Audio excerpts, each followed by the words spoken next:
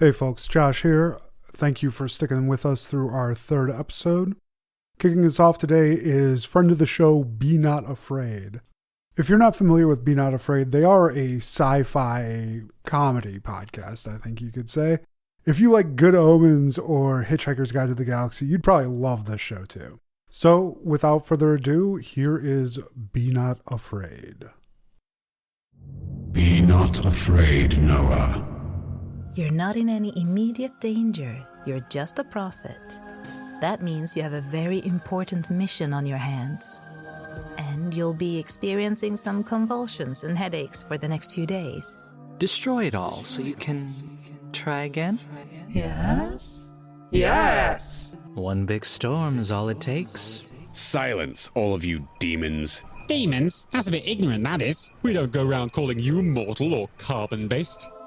It wobbles slightly and blinks drunkenly with all its eyes, one at a time. What in the donkey kong bean sucking fuckery is this? Listen to Be Not Afraid wherever you get your podcasts.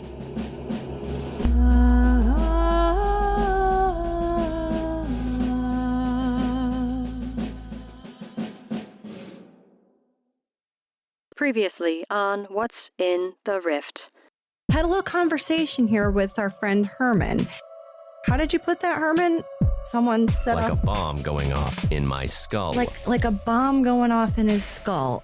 Do you remember mention of the hammer in the rift?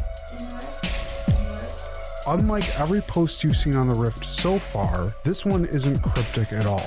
Successful interlace events recorded. Confirm receipt and purge logs. Data segregation is a priority 1 initiative. Redouble efforts with successful subjects and continue observations. But you have a letter, dude. This is the apartment we were supposed to be at, so Bruce is going to pick up the letter and unfold it. To dearest Bruce, on occasion of your first interlace, I cannot tell you all the things I wish to tell you. I have tried, believe me, but for whatever cause, I am unable. Perhaps I can help you learn all you and your friends need to know another way. Let me tell you a story.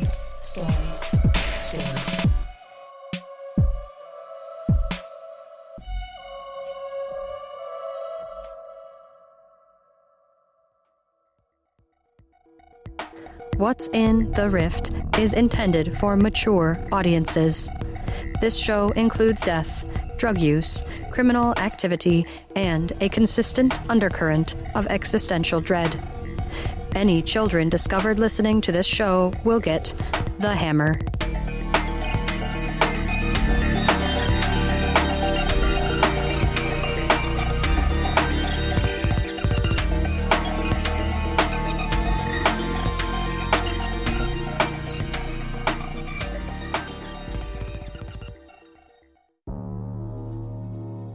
Yeah, Bruce wants to try and see if he can somehow tune into Angel Radio and figure something out about this. Absolutely. Here's how Angel Radio is going to work. You do whatever you're going to do narratively, and you put together a dice pool for me.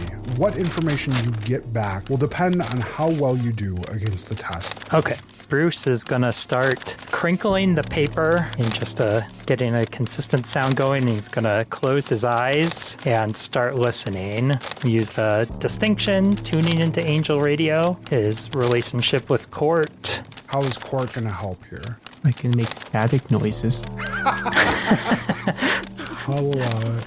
Okay, and then I will use Manager as trying to find a organized solution to this puzzling problem. Okay, I'll allow it. A little loose, but I'll allow it. Trying to bring organization to chaos. That's fair. And what exactly are you trying to discern? If there's something specific, it may be a slightly easier roll. The main thing would just be how it relates to Bruce, why this message had to be delivered to him.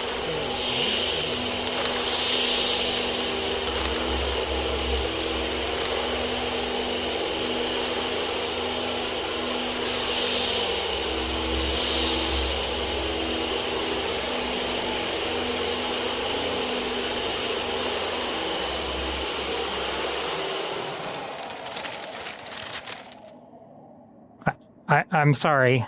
I guess I am being kind of a weirdo. I've never done that in front of anybody before. I talked about it a little bit on the Rift, but I thought maybe I could learn something about this beyond what's on the page, but all I really know is that this message was meant for me. Oh, yeah, no, that part wasn't weird at all. It was the interaction with the small child. That what you did now, that made perfect sense to me. I'm really popular with my son's friends, I swear. I don't believe you.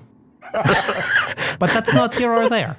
So, Bruce, do you want to go see what this child did in this empty apartment by herself late at night? Yeah, I think Bruce is feeling, after that encounter, that girl knowing his name, he's feeling a little shaken, but also maybe a little more emboldened to find out what is in here. So sure, he's going to go, I'm entering your apartment. Hello. And you can't stop him. Is there a hammer here? You don't hear any response to that, but you do notice that there are some more sheets of paper laid out on the kitchen table that appear to have something drawn on them. There's a lot of clutter in here. Whatever this building was, it's obviously not been used for quite some time, but there's evidence of recent activity, and you have to assume that's from the girl that was sent here to an abandoned building to deliver this message. So if you want to search, you're going to have to tell me what you're searching and how you're going about. I need to know what you two are doing. Court is a little confused at this point, so she's going to pull out her phone and see if she now has the ability to message on the Rift to see if anyone's in the apartment or if it's just them. What were you trying to do on the Rift, Ryan? I'm trying to send a message to the group saying that we are inside the apartment and we don't see anyone. And if they're here, please come out. Are you just looking to send a message in the group chat, or are you looking to send a message to an individual user? I'll send the where is everyone to group chat. Court sends this message on the Rift. You get a ping, Blanche. You're staring at Herman as he is weaving back and forth, and Jackie is manipulating the back of his head with a pack of ice. But you now have your phone going off in your pocket that indicates that there's a message being sent to you on the Rift. Okay, I pull out my phone. You see the message that Court just sent. Court, what was that message one more time for Blanche's sake? Is anyone there? We are inside the apartment. It says they're inside the apartment. Did you hear anybody come in? No. Herman, does your head have any insight into what's happening? Give me a second here. No, So no, I don't have anything about anyone else. Okay, we'll come back to that. Jackie, I'm gonna go prowl the apartment and see if I can find anybody. Am I still in the mirror wall room? Yeah, you're through the looking glass, baby. Okay, I'm gonna come back through the looking glass into the bedroom and look around. I'm assuming I see nobody. Nope, the room is exactly as you left it. There's the tray that Herman had mentioned on the bed. There's the dried blood. And as you make your way down the hall, there's still no indication of anyone being in the apartment. Hello? Is anybody here? Okay, I will head back to the looking glass. Okay. You make your way back into the room. You are back there with Jackie and Herman. Herman being looked at and worked over by Jackie. There's nobody else here. Maybe send a message back and say we're at the apartment too, but there's no sign of anyone else. Okay, so I type into the Rift, we're here in the bedroom, but nobody else is here. Where are you? Court, you receive a ding on your phone, and Veronam has replied to you. She says that she's in the bedroom, and she doesn't see anyone else here. And we're in the living room, right? Where you guys had met the young girl was in the hallway immediately outside the kitchen. The living room is right next to you, though. Down the hall, you do see a door slightly open that is dark, and a door to the left that is closed. All right, Bruce, they say they're in the bedroom. So, let's go surprise them. All right, so are you sneaky? I'm gonna say no. Oh, that's not good. It's gonna make it really hard to surprise them. All right, I'm gonna give you a sneak lessons, okay? Okay. Just follow my lead. And Court starts tiptoeing towards the closed door, like overly dramatically. Bruce, are you following in your wingtips? Yeah, exactly. Bruce is trying his best not to clomp along with the heels. You make your way back. Are you checking the door at the end of the hall? Are you going to the one to the left? Court will go to the one at the end of the hall. Okay. You push the door open, and the first thing that you notice about this room is the extreme humidity. There is some type of active leak here happening, and that's most clearly indicated by the black mold that is growing all over the sides of what you assume used to be a vanity, but is now badly water rotted, and the tile itself, rather disturbingly, seems to have sprouted mushrooms in multiple places from between the grout. Surprise! No, we're not going in there. What did you see? So you remember the coughing from before, and I was like, oh, it could be bronchitis. We're not going in there. Let's just say, do you like mushrooms? I'm allergic. Oh, good. Then don't go in that room. Was that the bedroom? I think that was the bathroom, but it's hard to tell with all of like the mold and the fungi and the general feeling that I didn't want to have skin anymore, like that kind of thing. So against my better judgment, maybe we should check out the other door? Yeah. You guys walk up to the other door, and Court, you put your hand on the handle and go to push it open, but it doesn't budge. Court's gonna try jiggling the handle and see if it feels like it's locked, or give it like a little nudge and see if it's barred. Try to figure out what's causing the blockage. So the handle doesn't rotate when you go to move it. Putting your shoulder into it, the door obviously doesn't move either, but whether that's because it's latched or blockaded or just jammed in the doorway due to swelling from the humidity in the air, you're not certain. Let me know what you want to do here. Yeah, I'd like to make a test to determine. I'm mostly looking at the frame and seeing if that is putting too much pressure on the door. You're going to have to beat a 9. That is a D6 challenge with a 6 and a 3 on the die. All right, so Court is going to use what could go wrong, and with the idea that I'm trying to open a door when I've already seen what's behind the other door in the house. Court would like to use their connection with Bruce, mostly by calling Bruce over and telling him, in case something bad happens, just push Court out of the way, just as like a safety precaution. And Court's going to use Scoundrel as a specialty, because sometimes in the past, Court may or may not have found ways to open doors that were not accessible. That's fair. Go ahead and get your dice pool ready, and let's see if you can beat that 9. And just to be clear, this is to determine what is blocking the door or to open the door. Preferably to open the door if it's safe, but I can just go with determining if it's safe or not. No, I think that's fine. We'll say you're trying to open the door here. 14. You run your fingers along the seam of the door, and you notice that there appears to be some swelling from moisture. The indication from the bathroom being a pretty clear giveaway that this apartment has suffered from some type of water issue. Given that information and the handle not moving, you do get something to force into the open end of the door handle, and you hear a click, and now the handle moves freely, and with Bruce's assist, manage to force the door open. What greets you is a dingy bedroom. It's obviously been completely cleared out of furniture or anything like that, but there are multiple deep, dark stains all over a thick pile shag carpeting. Other than that, there appears to be a closet in this room, and there appears to be some type of mirror on the wall, but it is completely bare, save for that. There's no other furniture in this room, right? Like, I'm not crazy, right? You're seeing the same thing as me? Yeah, and definitely no people. I have to say, though, that was like out of a James Bond novel. That was amazing.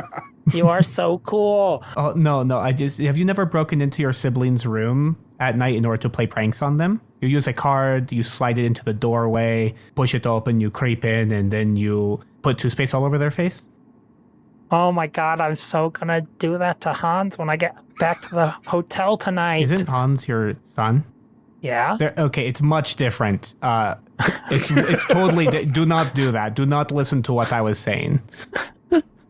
I'm going to pull my phone back out. It's kind of weird that there would be a mirror when everything else seems like it's gone. Yeah. I'm mostly concerned, like you said, that no one else is in this room. One moment. I have more messages to send. And Court is going to send a message saying we're in the upsetting bedroom and we don't see anyone. Similarly to before, Blanche, your phone dings again, indicating another message from the rift. However, Jackie, you are dealing with a rapidly decaying Herman. In the time between the first message and the second, Herman has started to get woozy. And when I say woozy, I mean that he's becoming listless, he's no longer responding to your questions, and the ice pack that you're holding to the back of his head, his hand has slipped away from the bag and is now hanging limp at his side. When you go to get a look at his face, you notice that he has a stare that is going off into the middle distance, not focused on anything at all. Oh, this isn't good. I'm gonna check his pulse. Hey, Blanche, Herman's not doing so great anymore. I'm thinking I'm gonna have to release some of the pressure in his head. Are you telling me that I have to assist you? Maybe, yeah. Herman looks up a little bit as you two are talking. Blanche, his eyes meet yours for a second, and he says to you, What?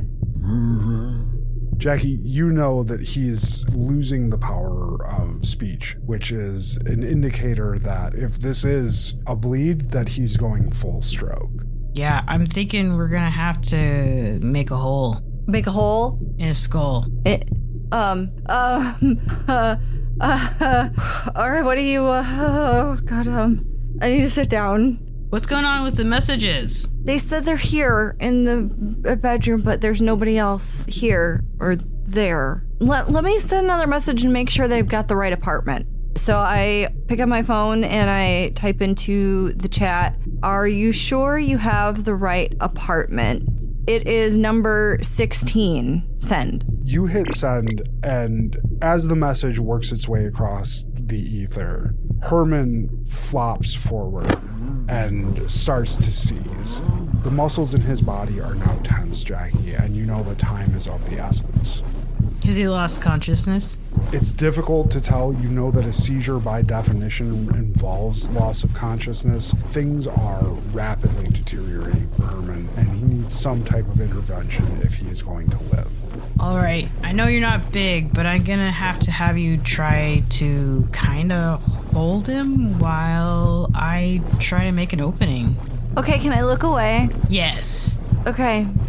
Blanche, Herman is laying partially prone on the floor. His arms are stock stiff at his side, and his eyes are rolled back into his head. And the most concerning thing is that his head is not still. I take his head and place it between my knees. Jackie, you grab what you need from your Gladstone bag and you turn back around, and Blanche is now straddling Herman's head as he is laid mostly face down on the floor. She has her hands holding him securely against the floor. What are you doing? I mean, this sounds like trepanning, basically. Do you have a power drill in that bag? Like, what's your plan here? Well, no. No power drill. I have a scalpel and a hand crank drill for the skull. Okay. I will be making a small hole in the back of his head.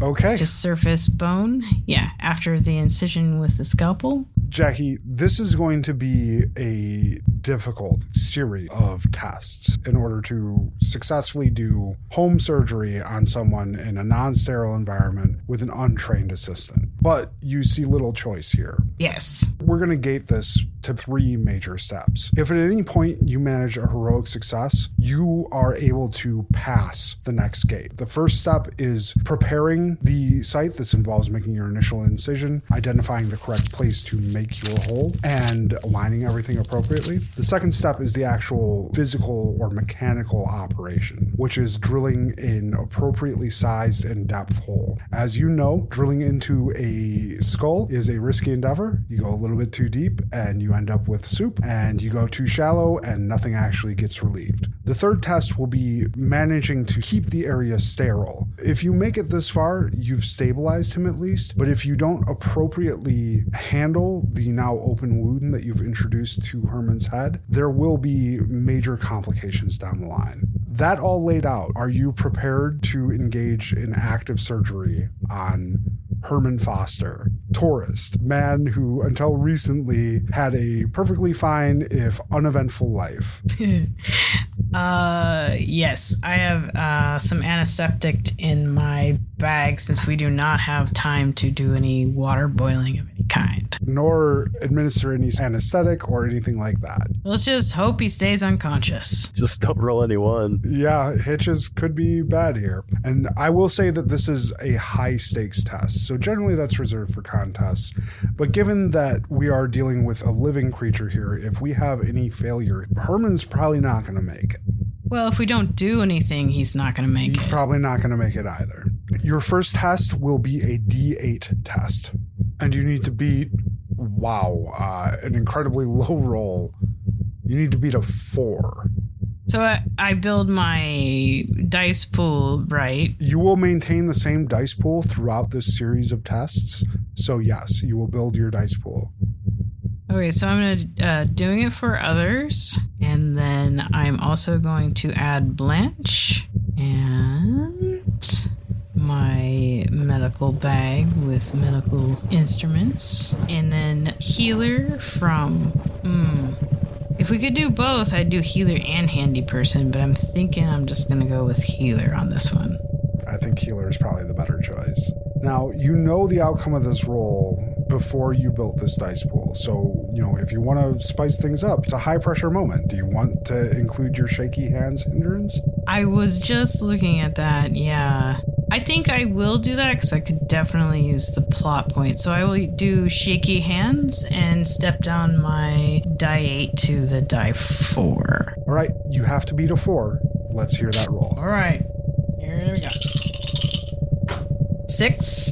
The 6 does beat the 4, which means that you are able to identify an appropriate spot. Blanche, you managed to hold his head well enough that Jackie is able to line up everything. As the scalpel enters Herman's skin, the blood is manageable and you are able to expose enough of his skull that you feel that you can get purchase with your hand crank. You press the hand crank to the skull and you prepare it, and now you have a D10 test to drill an appropriate hole at an appropriate depth into the stranger's head.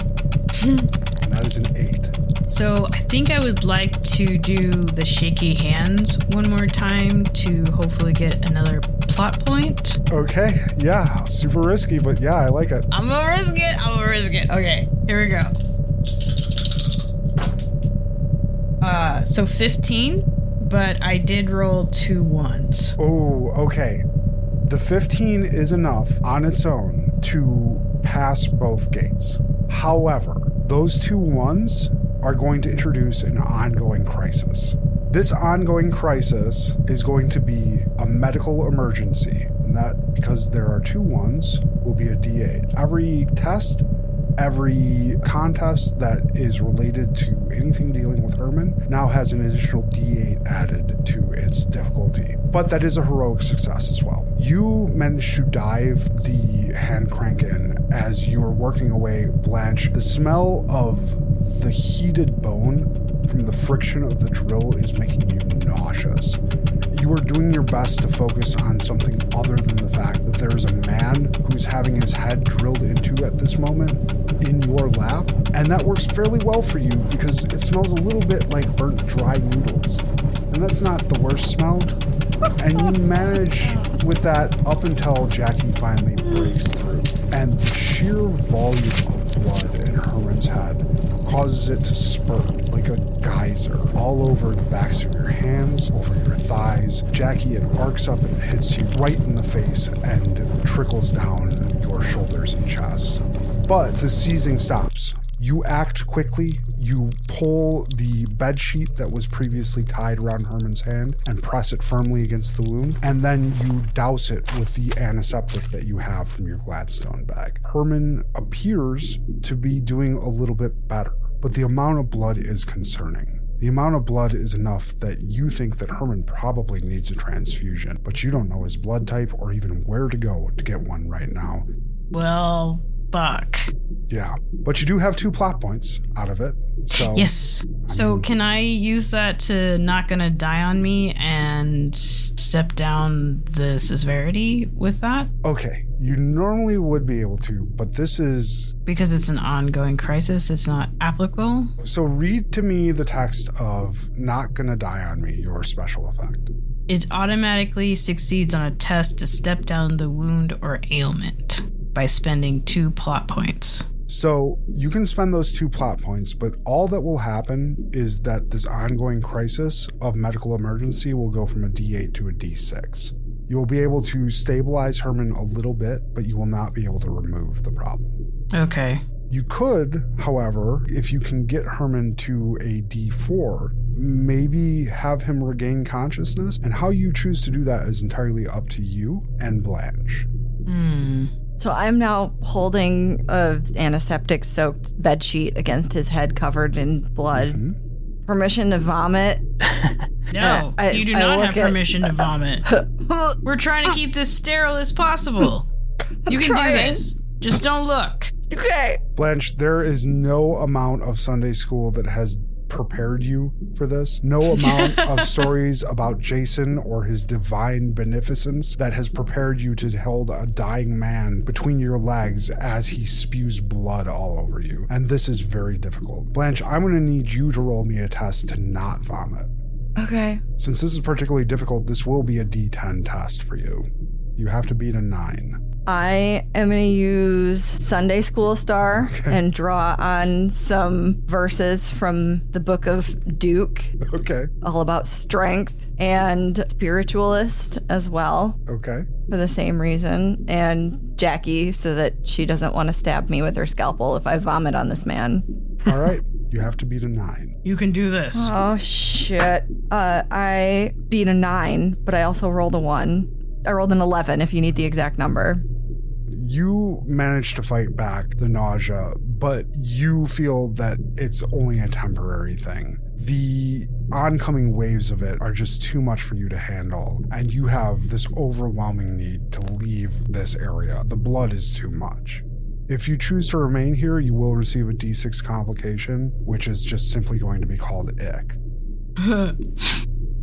Ick. Nice. Jackie, I think I need you to hold this, or you're gonna have a lot more than blood to clean. Need some air? I need some air. I will move my hand to where she is holding down the sheet. Sure. And let her step away. I sprint out of the closet mirror and like slump over onto the bed like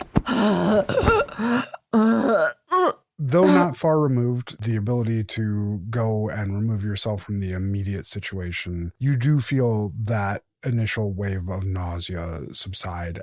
Whether it was the verses from the Book of Duke that you played in your head, or just the general divine strength provided by Jason, you do manage to hold your lunch and not puke everywhere. Woo. Jackie, you're left with Herman. You do feel that you've bought him some time. The loss of blood will be concerning, though, and it's not like you can give him a cookie and an orange juice and ask him to sit in the lobby for 15 minutes to recover. Right. However you plan to deal with that, you'll have some time, because we're going to cut back over to Toska and Jenny, who have just exited the building and are now standing out on the street. Toska, Jenny, what exactly were you guys after? And now that you're out here, what are you doing? I want to check this car out. Okay. You walk up to the car, and it is a fairly nicely appointed sedan. There's no signs of wear or tear. All the windows are intact. There's no body damage. It's just a car. You've never seen a car look like it came straight off the factory line before. Right. And are there any keys in this car? I don't know. How are you going to make that determination? Jenny, I don't know what I was expecting coming out here. I just thought we'd find some sort of answer. What do you want to do? Well, I'm curious why you haven't seen a car in months. Okay, there's no cars here normally. There's ever. a car right here. Yeah, but that's the first car, like I said, that I've seen in 3.5 months. The last car I saw had no doors and a gun on top of it. Are you from Detroit? I haven't seen any other cars. What? Are you from Detroit? No, I'm from Florida. But I mean, there's cars all over the place. No, not here. But we could get in this car and leave. We could just steal somebody's Maybe. car. Would we? Though shit is weird now. Is stuff the thing still? Are you asking me? I'm asking Jenny. No. Does it matter if we break the law in this situation? Does the rest of the scene, everything looks normal, right? Like I would expect. But normal for who? All the buildings are intact. Relatively normal, save for across the street is a gas station with a billboard that says "Love like Jason Christ." Okay, well, minus the weird Jason stuff. Nothing's run down. There's no Mad Max crew coming towards me. Everything looks like standard basic, like I would assume. So you look up and down the street, and this section of street seems normal to your eyes, Jenny. Mm-hmm. But what is a little concerning to you is that there are columns of smoke rising from a few streets over. As you pause and are kind of surveying the area, you do hear what sound like some alarmed voices echoing in the night. Do you hear that? I do hear that. What do you think is happening? Well, we could not figure it out and get in this car and not worry about those alarming noises over there. You just want to leave people screaming and steal a They're car? They're screaming for a reason, and it would be cool for us to get away from that reason. Yeah, but that's not fun. How far away does it sound like they are? Are they miles away, or are they around the corner? If you had to guess, we're talking maybe 3 to 4 blocks. Fine, let's go look and see what it is. I don't even have to argue. Actually, hold on though. Hold on. We can take this car. So here's my thinking process. If we have a shield around us and there's an issue, we're far less likely to be harmed from said thing. Or we can use it to help get the people away. You don't understand. I've never driven a car before. Then how do you know how to drive? I should probably drive. This is going to be dangerous. Oh, no, fuck that. I'm going to walk over to the driver's side door. Fuck that. Okay. Toska, you don't know how to drive. It's you very tell me dangerous. How you put the thing D, I'm guessing, and then you go. I mean, maybe it depends what kind of car it is. I'm going to try the handle on the driver's side. The door is locked. Oh. Well, it's locked. I guess we'll just run over there real quick. Come on. Ugh. Can I try to break the car window? You absolutely can. I absolutely want to try to break the car window. I knew that would happen. I tried. Do it. You have to beat a 5. I'm going to use resourceful by necessity. Jenny doesn't really want me doing this, though. Yeah, I'm going to say that you can't use the relationship with Jenny. She's already trying to push you out. I'm going to agree with that, and I'm going to use scoundrel, obvious reasons. I don't get it. And that's all I can do, huh? Yeah, I think so. Okay, and I got to beat what? You have to beat a 5. Beat a 5. Relatively low roll. That's A 2 doable. and a 3. Okay, I have an 8 and a 2. Okay, that's a 10, which means that's a heroic success. Oh, hell so yeah. you break this window, and you get to tell me exactly how this goes down. Okay, so I'm going to look around for a rock on the ground. Mm-hmm. I'm going to find a decently sized one about the size of my hand. I'm going to pick it up, and instead of going over to it, just smashing it, I'm going to throw the rock at it and break through the window with it. The window breaks away fairly cleanly, and the safety glass crumples but does not shatter, and you were able to clear it out. The rock lands in the driver's seat, and almost by providence, it would seem, the alarm does not go off. There is no alarm in this car, maybe? What kind of car is it? Well, it's a C300. What it's the hell is this? a Chrysler. What? It's a fucking Chrysler, bro. Okay, so do I see keys? Well, you get to tell me how this breaking went down, so do you see keys? Okay, so I'm going to move the glass out of the way. I'm going to get in the driver's seat before Jenny can, number one. Okay. And I'm going to open the glove box and find a set of keys inside. And then I'm going to say, Jenny, let's ride. How could I turn that down? Yeah, how could you? I'm trying to think of a way.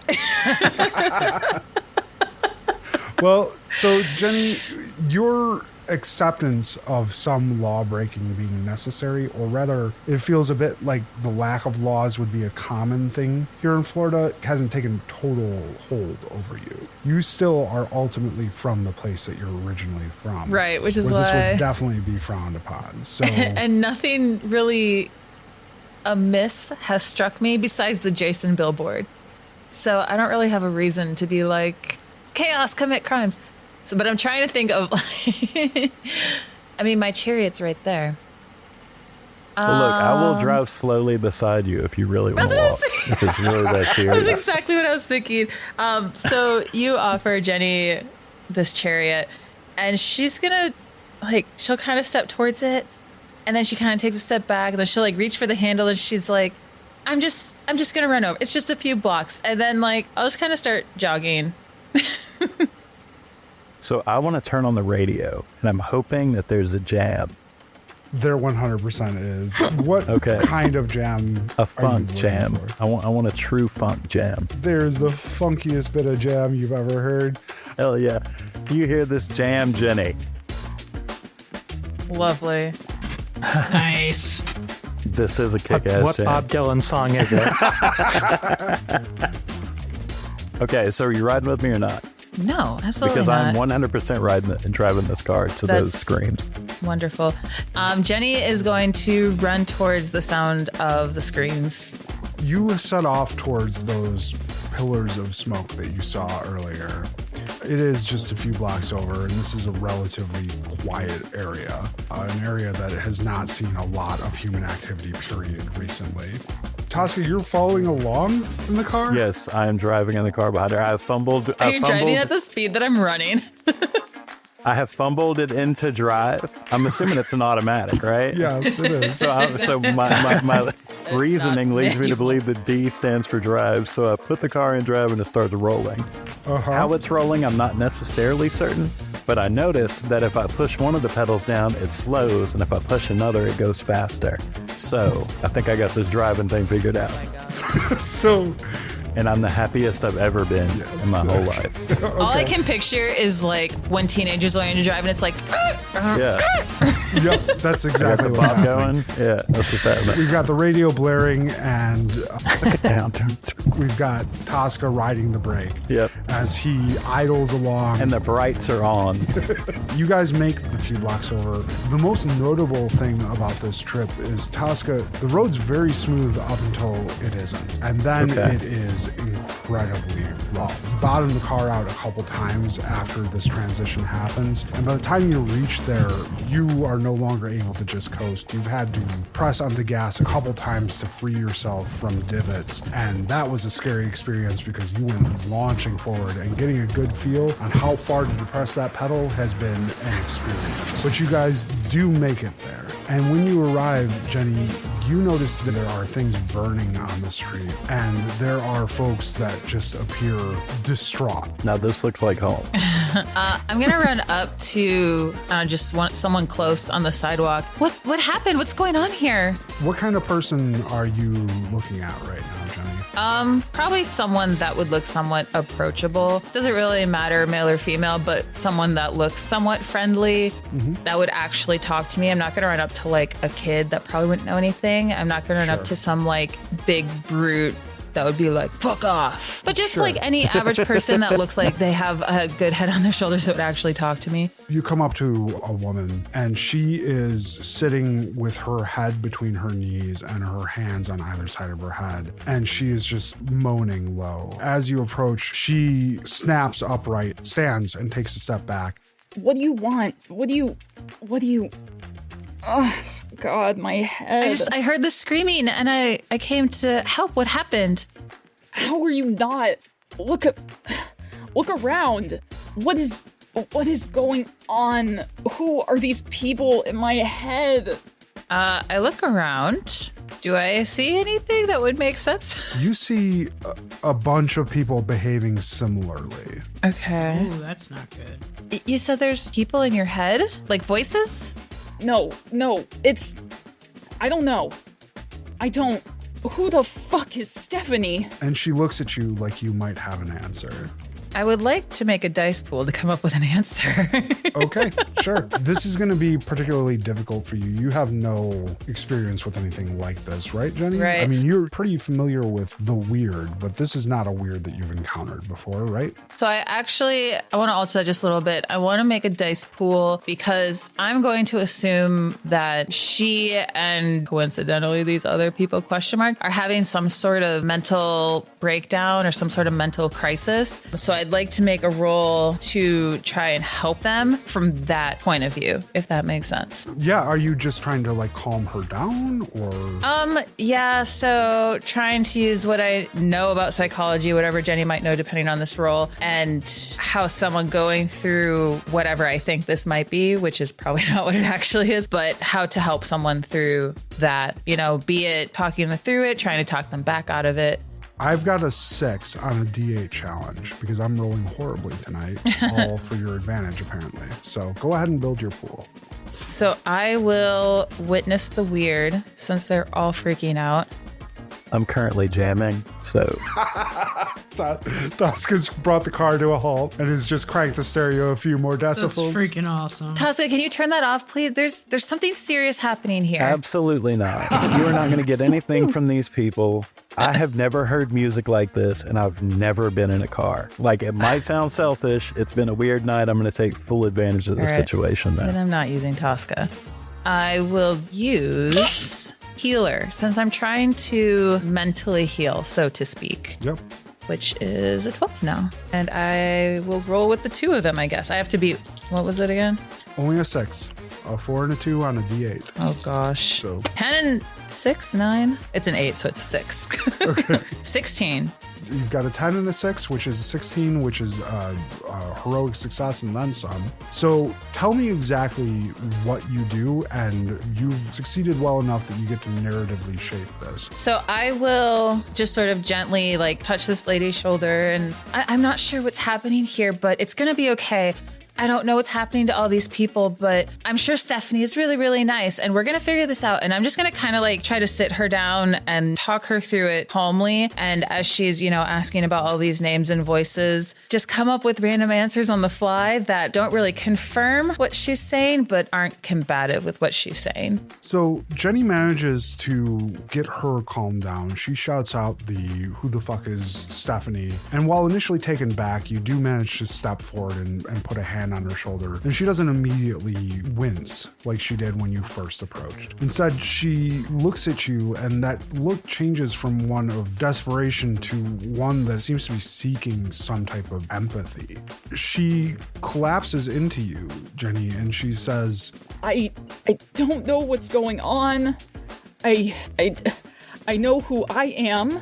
I just don't know why all these other things are in my head. These memories aren't my memories. Why isn't it happening to you? I don't know, but it's gonna be okay, I promise. What's the last thing that happened? What do you remember? There was a noise, and then everything changed. Everything just... I didn't feel like me. It felt like somebody else was in here with me. When she says that, recognizing that it's very similar, I'm going to turn and I'm going to pull out my big kid voice and say, Toska, I need you to come here right now, please. Cries. Okay, Mom. So I'm going to turn off the car and go to Jenny. All right, Toska, you come up on a scene where a woman that you don't recognize, but you do recognize as somebody that belongs in Florida, has curled up on Jenny almost as if for support. And she is desperately blathering on about these people inside her head that don't belong there. Toska, you were saying something similar, right? Yeah, it mine passed a little, but I definitely know that when it happened, it wasn't fun. So I kind of knew what she's going through. But it went away. Does it get better? Yeah, it got better for me. I'm good. I was just driving a car, so I had to get out. I'm sorry, a car? She looks intrigued. Right. Yeah, there's a car here. That's what I said. I said the same thing. You want to get in it and go? Oh, well, it might distract me from what's going on with my head. Is it your car? For now, temporarily. That's good enough for me. That's what I'm saying. What? Well, listen, he's my husband. He's inside. I can't just go. I'm sorry. Inside where? I mean, if you want to take a car ride, I think that might be good to kind of clear your head a little bit. Oh, so you're down with the car? Okay. And she doesn't even let you finish, and she gets into the car. So are you coming, Jenny? Yes. All right. Where are we headed to? We could just take a couple laps around the block or something. Yeah, I don't want to get too far if her husband's in the building. Check first. Maybe he wants to come too. Okay. And I'm assuming she pointed to the building or something when she said that. Mm-hmm. Ma'am, what's your name? Oh, I'm Glenda. Glenda. Okay. And your husband's name? Gypsum. I'm going to go see if I can find him. And I'll head into the building, and I'm just going to kind of walk in sort of timidly, like, Gypsum? Glenda's husband? Are you in here? And I'm just kind of like gingerly, not really yelling, but like voice raised slightly to see if I find him. A man wheels himself around the corner on an office chair that's missing a wheel. You notice similarly, this man is missing a leg, and he has a milk crate strapped on there with a stick or maybe a broken crutch. It's hard to tell because it's just covered in trash, almost like he's adorned it with it. And he looks up at you and says, I'm Gypsum. How can I help you? Gypsum! You're not here, Toska. Oh, I'm not here? No, I'm inside the building. You're in the car. You're in the car Glenda. with his wife. That's right. Yeah. I'll be back in a second, though. Glenda should have told me this shit. We just found your wife, Glenda, outside, and she was having kind of an issue, but we were going to take her for a car ride to kind of clear her head. Did you want to come with us? I'm sorry, did you say a car ride? Yeah, just to clear her head a little bit. She was having kind of a little freak out, but it's fine now. This isn't like a euphemism. We're not going to go out back and just get fucked up, right? You got an actual car? I kind of squint my eyes like, how is this happening twice in a row? That people don't seem to know what cars are. If you got a car, I'll go anywhere with you. Bring Glenda or not. I'm also trying very hard to not stare at his leg. He catches you kind of glancing at it and he goes, and he waves it around a little bit and you hear a jingle somewhere in there. You don't know if you got a bell in there or if it's just trash, but... My eyes, from their narrowed stance, widen a bit, and I'm going to say, yeah, it's a real car, and we're going to go for a real drive, and you're welcome to join us. All right, let's do it. And he Great. clambers up from the chair. You make your way out to the car. He acknowledges Glenda, but does not seem overly concerned with her distraught state. And he leans over and says, just to be clear, she thinks that we're more than we are. There's, 3 or 4 of these wives floating around, and he does the full-on air quote right in front of you. And then he opens the door and says, oh, baby, are you feeling better? I'm just standing outside the car like, what the actual fuck? Gypsum. Oh, Toska, you didn't tell me Toska was... bro? Toska. You guys know each other? Hey, I found a car. You a car owner? Coming up in the world, baby? Yeah, it's a recent development. This somehow makes less sense and more sense at the same time. So where are we headed? Shove over. I have no idea, but everybody here is all kinds of messed up. We got a lot of catching up to do. Let's go. I'm going to get in the back seat. With Glenda? Against all of my better judgment, Jenny just doesn't even know right now. She just gets in the back seat quietly. I press the gas a little harder than I should, and the car juts forward, and I don't stop.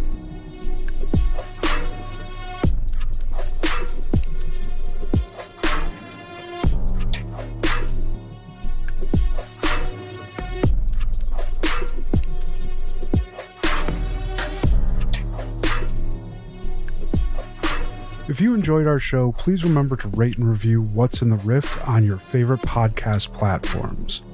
If you really like the show, you can find us on Patreon to support us directly. Find links to our Patreon and Discord servers on what'sinthe.rift.com. We appreciate the time that you spent with us, and we're looking forward to spending some more time with you soon. What's in the Rift is brought to you by Gas Station Drugs.